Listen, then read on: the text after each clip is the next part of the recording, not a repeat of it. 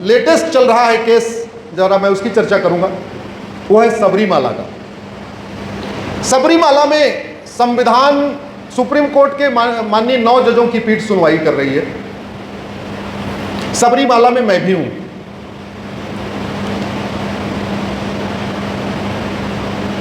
एक माननीय जज साहिबा, मेरा 9वें दिन नंबर आया, मैं जूनियर हूं, बाकी सब सीनियर लोग हैं।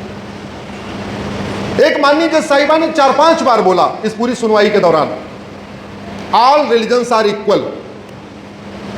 क्या बोले? सारे मजहब एक समान।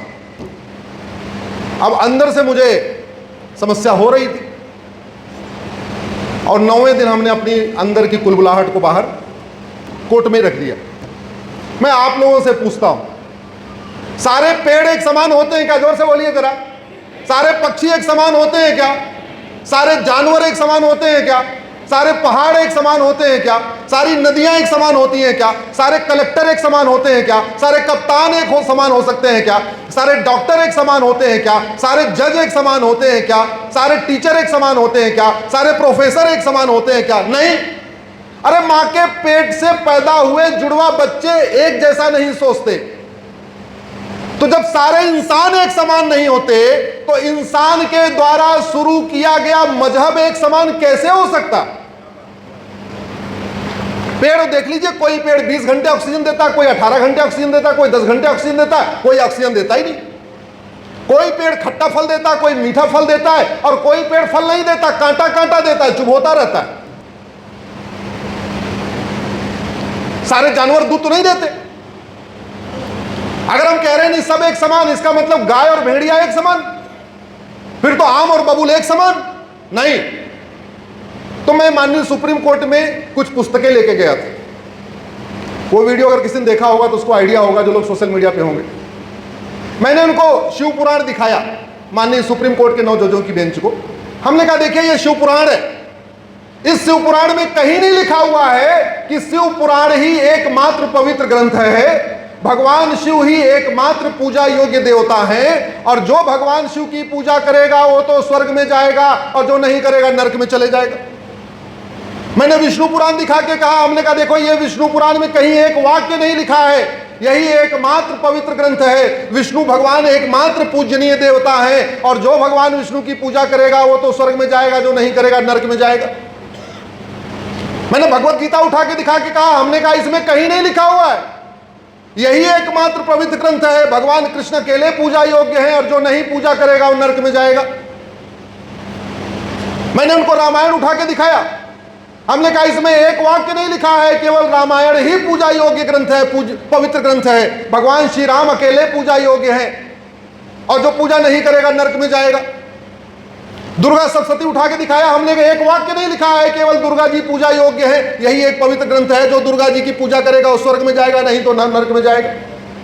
हनुमान चालीसा में एक वाक्य नहीं लिखा है, हनुमान जी ही पूजा योग्य है, और जो हनुमान जी की पूजा नहीं करेगा वो जहन्नुम में जाएगा।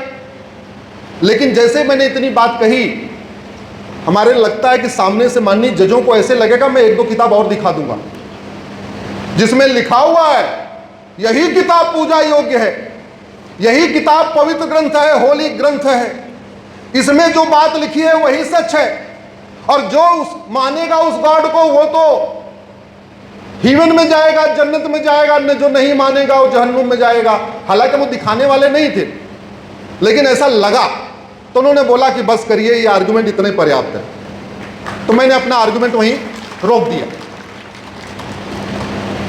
क्या सारे ग्रंथों में वसुधैव कुटुंबकम लिखा हुआ है क्या? क्या सारे ग्रंथों में नारी तू नारायणी लिखा हुआ है क्या? क्या सारे धर्म ग्रंथों में, रिलीजियस ग्रंथों में सर्वमंगल मांगल्य लिखा हुआ है क्या?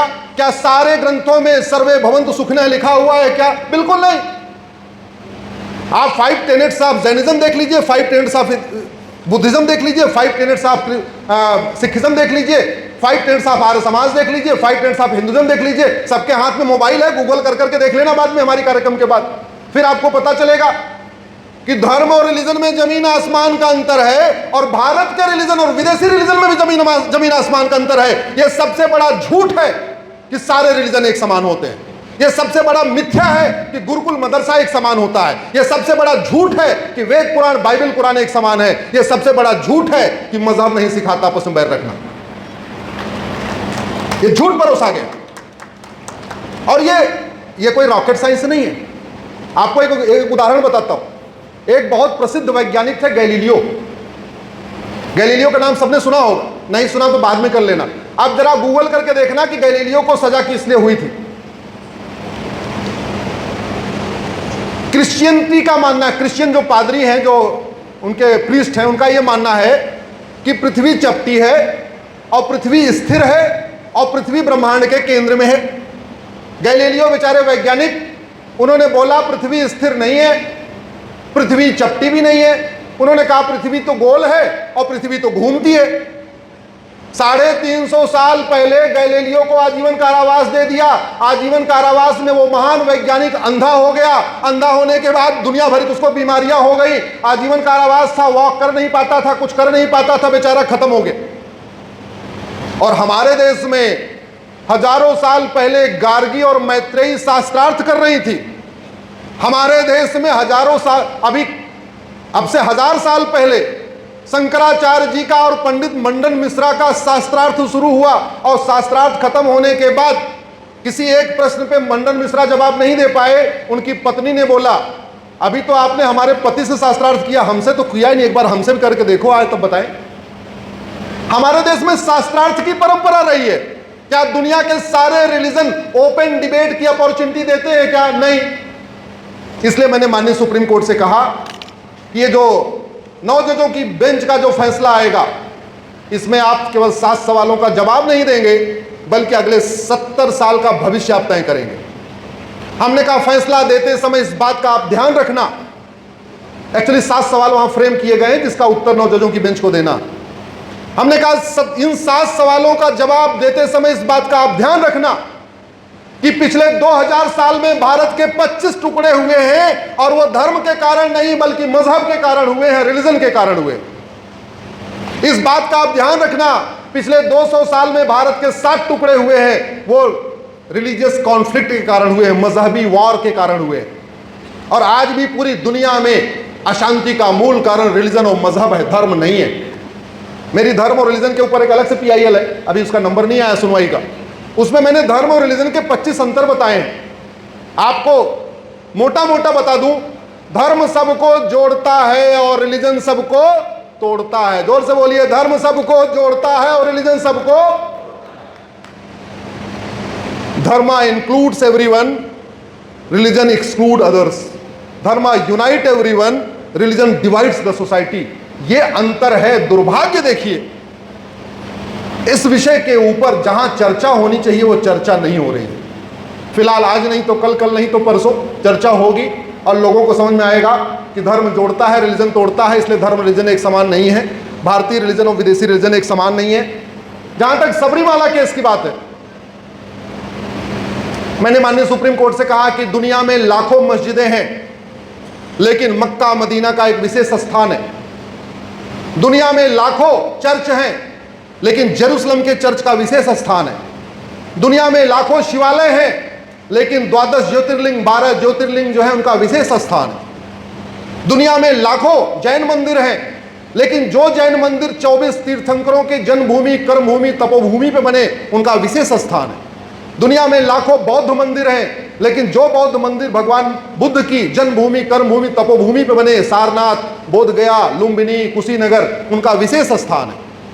दुनिया में लाखों देवी जी के मंदिर हैं, लेकिन 51 शक्तिपीठों का विशेष स्थान है। दुनिया में लाखों गुरुद्वारे हैं, लेकिन जो 10 गुरुओं की जन्मभूमि, कर्मभूमि, तपोभूमि बने उनका विशेष स्थान है। वैसे ही दुनिया में 1500 से ज्यादा भगवान अयप्पा स्वामी के मंदिर हैं, लेकिन सबरीमाला का विशेष स्थान है, क्योंकि माता सबरी वहीं पे थी। माता सबरी बाकी सब जगह नहीं गई थी। और दूसरा, सबरीमाला इकलौता मंदिर है, मुझे नहीं लगता पूरी दुनिया में ऐसा स्ट्रिक्ट इतना ज्यादा जब तब करके आना पड़ता होगा। 40 दिन एक बार व्रत करना होता है, 40 दिन नंगे पांव रहना होता है, 40 दिन ब्रह्मचर्य का पालन करना होता है, 40 दिन घर से दूर रहना होता है, उसके बाद सबरीमाला का दर्शन किया जाता है। तो मैंने कहा ऐसी परंपरा है तो इसको आप सारे मंदिरों के साथ बराबर मत करिए, ये अपना सबरीमाला का एक विशेष स्थान है, इसलिए उस परंपरा को चलने दीजिए। देखते हैं परिणाम क्या आता है। फिलहाल अभी सुनवाई चल रही है, हमारी बहस हो चुकी है, आगे की बहस चलती रहेगी।